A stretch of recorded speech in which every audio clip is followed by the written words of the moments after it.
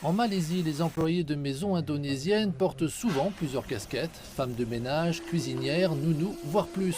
Ce n'est que rarement qu'elles profitent de jours de congés réguliers.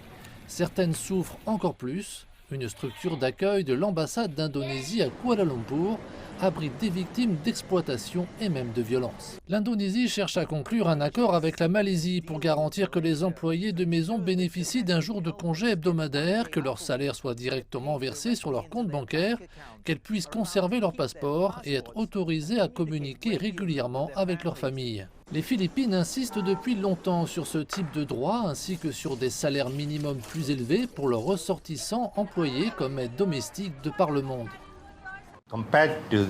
Par rapport aux autres pays, les Philippines ont établi des critères de référence et cela vaut la peine pour les autres pays de jeter un œil à ce que les Philippines font de bien et d'essayer de faire de même.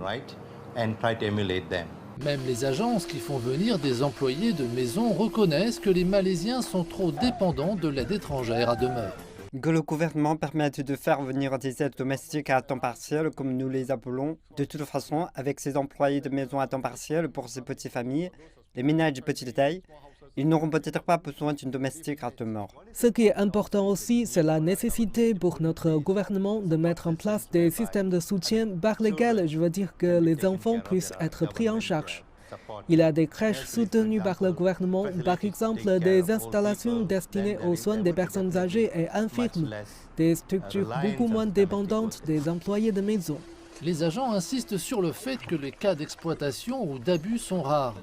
J'ai toujours craint les Malaisiens et le gouvernement de Malaise en raison des mesures d'application de la loi. Quand le nombre de cas augmente, ils s'en occupent rarement. Ces assurances à elles seules ne suffisent pas pour l'Indonésie.